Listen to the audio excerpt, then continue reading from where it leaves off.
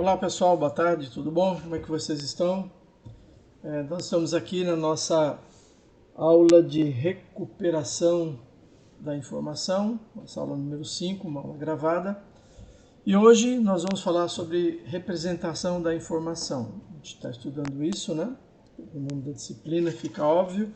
E nós estamos trabalhando, detalhando o que vem a ser a recuperação da informação, frisando a necessidade de discutirmos a representação, né? E na representação, não tem como, temos de falar sobre os modelos de representação, que é o tópico dessa aula de hoje, tá certo? Bom, então tá aí, uma definição para vocês. A representação da informação refere-se aos esforços para criarmos formas de registrar o conhecimento humano, ainda que precariamente, visando consulta por outras pessoas e a transmissão para as gerações futuras. Então, colocando aí, essa não é a definição, né? Não é a melhor de todas, né? Não tem essa pretensão, mas é uma definição que eu foquei na finalidade da representação. Então, o que a gente representa? Nós tentamos representar o conhecimento através dos dados, né?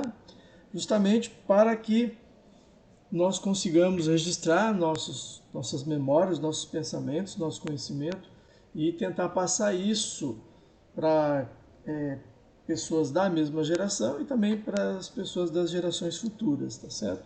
Então, o grande objetivo por trás da representação é, usando modelos de representação interessantes, facilitar aos interessados, né, presentes e futuros, uma maneira fácil de recuperar a informação.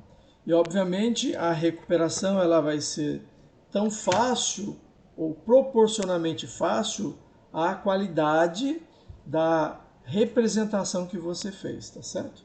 Bom, então um modelo de representação é um olhar particular, é uma maneira de representar as informações, os conhecimentos, né, através de dados, de maneira que o interessado ele consiga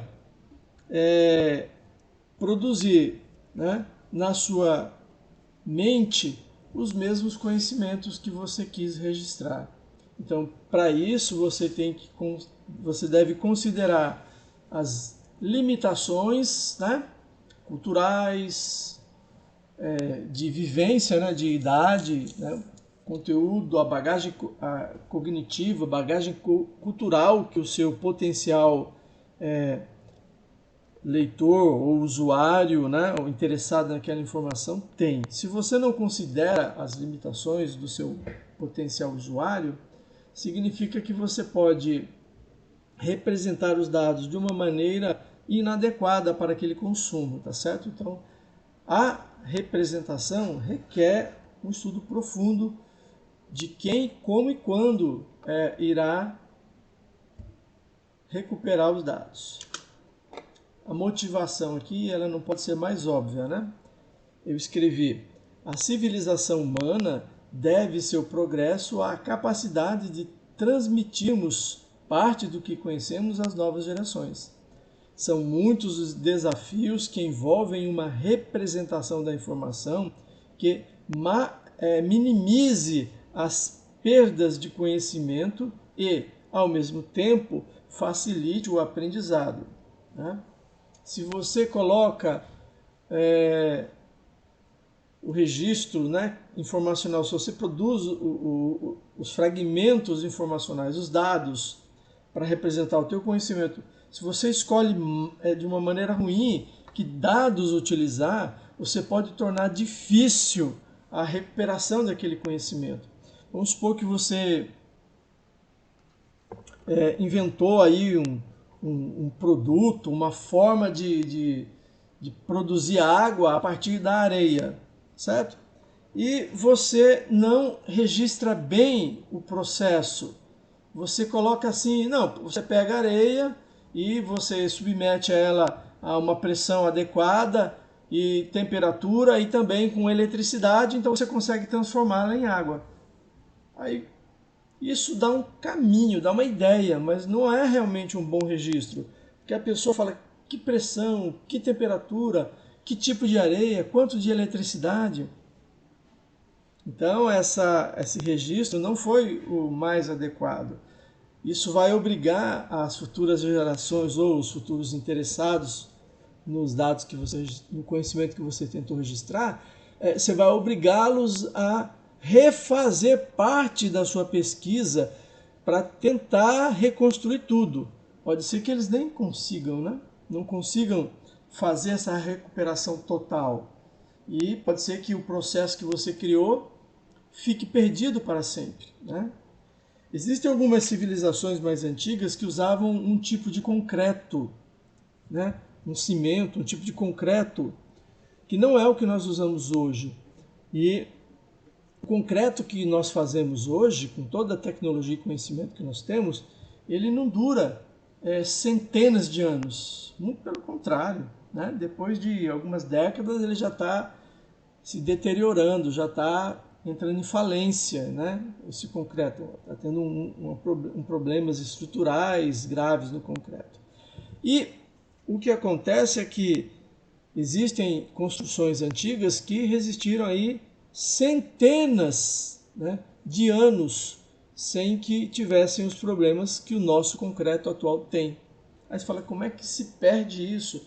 Perdeu-se porque perdeu-se a maneira de fazer aquele concreto porque não foi bem registrado, ou porque não foi bem difundido, ou a forma que foi registrada, os dados para poder fazer isso, não foram registrados de uma maneira que permitia uma completa recuperação da informação e a construção do conhecimento na cabeça da pessoa.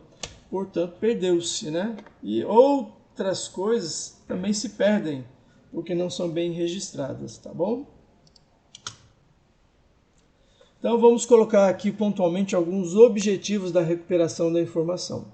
O primeiro deles, né, permitir o registro aqui no caso, objetivos não é da recuperação, da representação, tá? Objetivos da representação. Permitir o registro do conhecimento humano através de potenciais fragmentos informacionais, de dados, né? Criar e experimentar novas formas de registros de informação na forma de dados e criar modelos de representação que sejam aplicáveis à pluralidade de possibilidades do mundo conectado. Então, nós vivemos aí um momento, né, em que a tecnologia ela está à disposição de quase todo mundo pode ter um celular e quase todo mundo tem acesso à internet, né, e os vários recursos que são disponibilizados na internet. E uma parte, embora pequena, né, dos recursos que são disponibilizados na internet são focados para a obtenção de informações, de dados, né, de obtenção de conhecimento. Fazendo só um parêntese aqui, né? Estou falando de uma maneira coloquial nesse ponto, mas conhecimento só existe na cabeça do ser humano, né? Eu sou da corrente que aceita isso como verdade. E o conhecimento na cabeça humana, ele se forma a partir de informações que você vai produzindo, né? E você produz informações a partir do momento que você tem acesso a dados. Você olha um determinado dado, você observa faz uma observação na natureza e extrai dados dessa observação. E a partir do entendimento desses dados, você constrói informação na sua cabeça. E depois de ter construído essa informação, somando com outras informações e outros conhecimentos, você produz novos conhecimentos na sua cabeça, tá certo? Então, a questão toda de como registrar e registrar bem é para você facilitar esse processo lá no teu leitor ou em quem estiver consultando o documento, a base de dados que você criou, né? Então, as gerações futuras só progridem rapidamente a partir do acesso que eles têm aos conhecimentos das gerações anteriores, conhecimentos estes esses que são armazenados, são registrados de uma forma precária. Porque uma coisa é você ter um conhecimento na cabeça e ter um pensamento. Aí você não consegue passar um pensamento para outra pessoa. Não consegue passar um conhecimento para outra pessoa. Então o que você faz? Você usa uma forma rudimentar de comunicação e tenta traduzir esse conhecimento em fragmentos informacionais, em dados, né? Por mais detalhados que sejam os dados que você crie, não há garantia 100% de que o usuário, que o leitor desses dados, quem tiver acesso a esses dados, não há garantia de que eles vão conseguir reconstruir o conhecimento que você queria.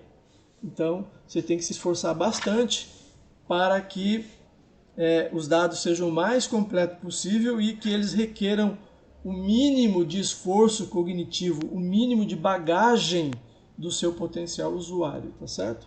Então, daí que você precisa criar e experimentar novas formas de registro de informações, né, na forma de dados, para tentar enriquecer cada vez mais esse processo e diminuir cada vez mais a perda de dados, a perda de informações, a perda de conhecimento quando você escreve na forma de dados. E para você criar e experimentar, você tem que pensar em novos modelos de representação, testar novas hipóteses de representação, novos mecanismos de representação, tá certo? Bom, e o que são os modelos de representação?